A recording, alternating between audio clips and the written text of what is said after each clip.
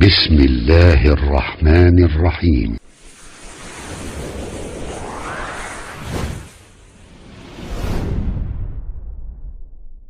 lama yaabin laakiin waxaan la yaabay adaaba yaabi doontid markii aan arkay culimmadii sayniska ee caalamku waxa ay la yaabeen oo ay qur-aanku ku arkeen. waxaan isku dayey in aan dib u aqriyo waxa qur-aanku uu ka sheegayo kaneecada, kadibna waxaan baadi goobay qoraallo badan ee la xiriira aqoonta kaneecada si aad adiguna uga faa'iido. kow, hal mar ayaa qur-aanka lagu sheegay magaceeda, waana midda dhidiga ah.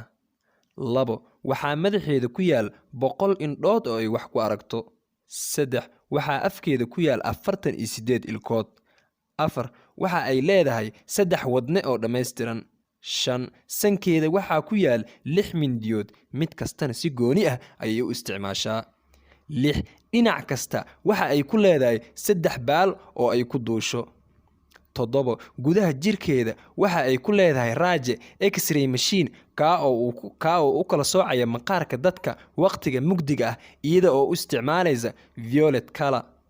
8, waxaa kale oo ay leedahay dareen dhumiye oo ay ku shubto jirka dadka si uuna u dareemin marka ay tubadeeda dhiigga ka dhuuqayso.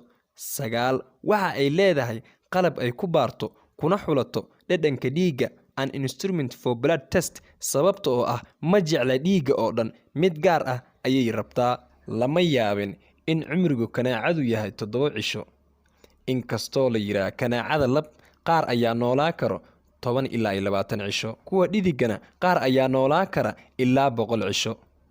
12, kaneecada dhidigu markay dhiigga dhuuqdo 2 ilaa 3 cisho ayay nasataa.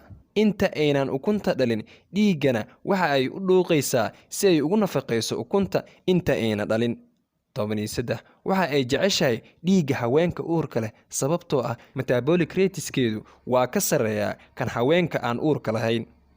waxa ay dadka ka dhuuqdaa 0.001 mililiters oo dhiig ah. 14, maalinta kaneecada adduunka ayaa loo aqoonsaday 20 Agost. waxaana adduunka ka jira 3,000 oo nooc oo kaneeco ah oo badankoodu wax dhibaato ma leh.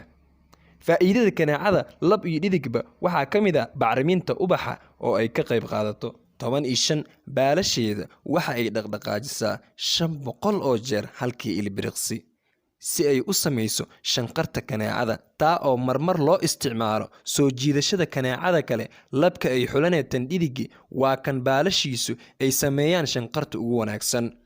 16, waa noolaha ugu badan adduunka oo dhan ee dilo bini'aadanka, inkastoo ay hadda yaraatay khatarteeda oo malaayiin qof ay hore u dili jirtay kaneecadu. tirakoobkii ugu dambeeyey ee sanadkii 2018 kaneecadu waxa ay dishay 750 qof, bini'aadanku dhexdiisu waxa uu dilay 437 qof, masaskuna waxa ay dileen 100 qof, eeyuhuna waxa ay dileen 35 qof, tixsiguna waxa uu dilay 10 qof, gooryaankana waxa uu dilay 4.5, yaxaaskuna waxa uu dilay 1000 qof, gooryaanka tapeworm 700 oo qof, maroodigana 500 oo qof, jeertana 500 oo qof, libaaxana 22 qof. sidaa ayay kaneecadu 2018 ilaa hadda u tahay dilaaga ugu weyn ee bini'aadanka. 17, qur-aanka waxaa lagu sheegay caaro, quraansho, shinni, sac, maroodi. gaaladii reer Quraysh ayaa ku jeesjeestay maxaa kitaab la leeyahay samaduu ka soo degay kaneeco loogu sheegayaa oo wax ka muhiimsan loogu sheegi waayey. waxa ay ka fiiriyeen kaneecada muuqaalka ee kama fiirin macnaha loola jeedo. waxaa soo degtay aayadda qaala tacaala: وأما الذين كفروا فيقولون ماذا أراد الله بهذا مثلا. waxa aan la yaabay tan iga yaabisay waxa ay tahay qaala tacaala: إن الله لا يستحيي أن يضرب مثلا ما بعودة فما فوقها. aayadda ayaa leh allah kama xishoon gaabsan in uu tusaalayo kaneecada iyo waxa dusheeda ah. aayadda qur-aanku waxa ay ka hadashay kaneecada dhidig, bucuulatu, ataa u ta'niis.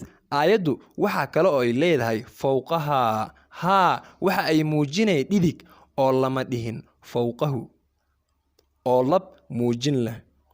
yaabkiis ahaa tan ugu yaab badan aayaddu waxa ay leedahay wamaa fawqahaa waxaa dusheeda ah, taa oo culimmadu qaar waqtiyadii hore ay ku macnayn jireen noolaha ka waaweyn ama ka yar kaneecada ee qur-aanka tusaalaha loogu soo qaatay sida maroodiga, geela, quraanshada iyo duudaada.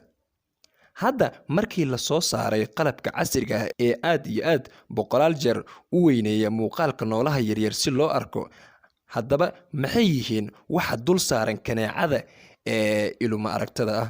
waxaa la ogaaday oo la arkay in kaneecadu uu dul saaran yahay noolo kale oo aad u yar iyada ku sii dul nool, iyadana dhiigga ka sii dhuuqo, microscopic insect.